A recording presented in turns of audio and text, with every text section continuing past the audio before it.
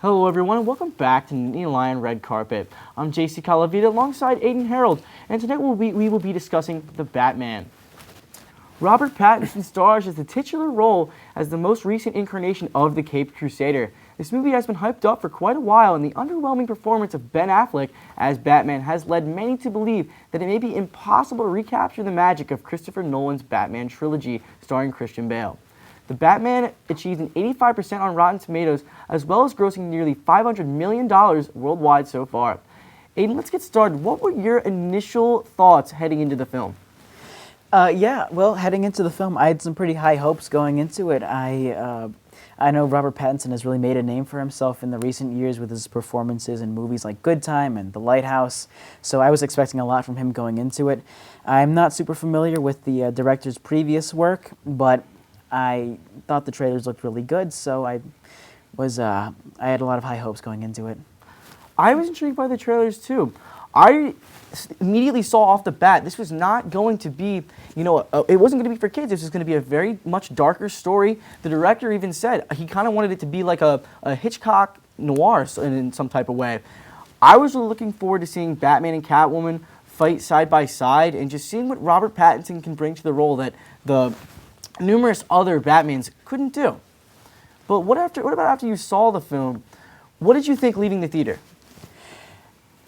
My feeling leaving the theater was pure excitement. I was overjoyed with this portrayal of Batman. This felt like a very fresh take on the character, one who's not super connected to the rest of whatever DC universe they're going to connect, but one who can really go in a very new and different direction, and I can't wait to see what they come up with after this. The tone is just very unique. The characters seem like they're going to be very iconic in the coming years. And just overall, it was a very satisfying experience. The movie is 3 hours long, but I didn't feel any of that at all because of how well paced it is. And as a result, I was hungry for more by the end of it. I agree. The pacing was really good. I enjoyed that. I enjoyed seeing, the Riddler and Penguin. I enjoyed seeing them, bring something to the screen that we haven't really seen before. And again, the darker tones, the little mascara around his eyes. I thought that was an interesting choice by the director. Yeah, no, going into it, I was worried that maybe the darker tone might come off a little bit too edgy, maybe a bit like the superhero movies from the early 2000s, where it felt like the edge was kind of needless, but I feel like it really worked in this movie where they were going for the neo-noir tone. All of these scenes are very dark, but it seems very purposeful, and it doesn't take away from what the movie actually looks like. It's dark to fit in with the very mature themes of the movie.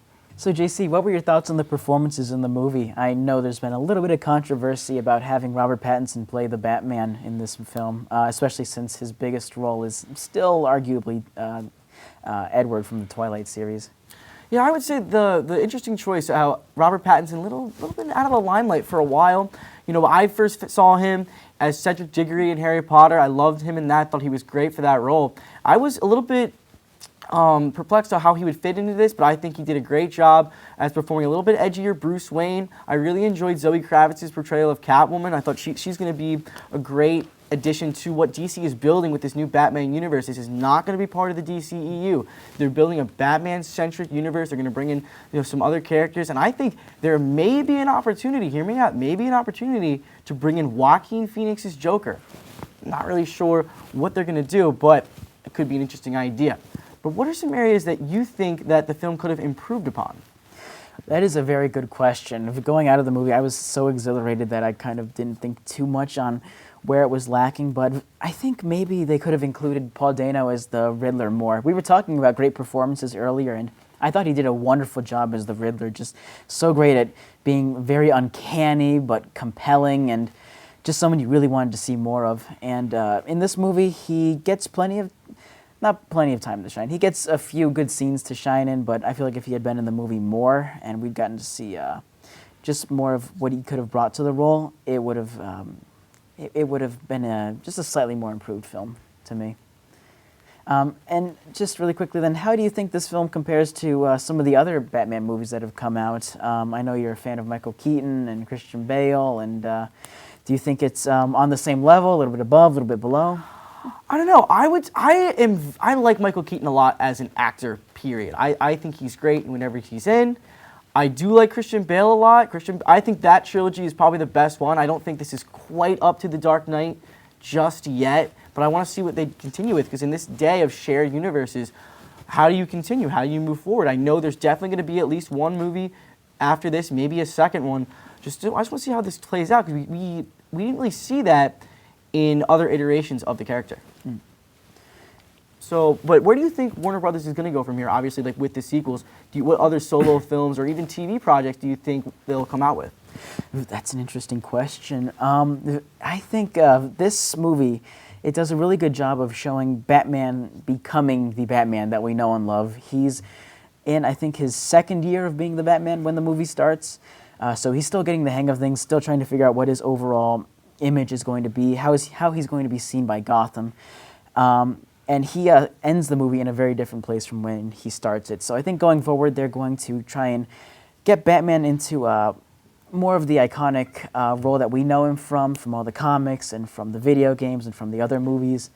And I think they're going to start bringing in maybe some of the more in-depth, some of the deeper villains that we don't know about from the mainstream. I think it'll really complement this new version of Batman, who's clearly got the darker tone going on. And I think it'll bring the audiences in for the foreseeable future. Well, I think DC might have a chance to give Marvel a run for their money. We'll see over the next couple of years how this all plays out. Well, that's going to do it for this edition of Nittany Lion Red Carpet. For Ayden Herold, I'm JC Colavita. Thanks for watching, and have a great night.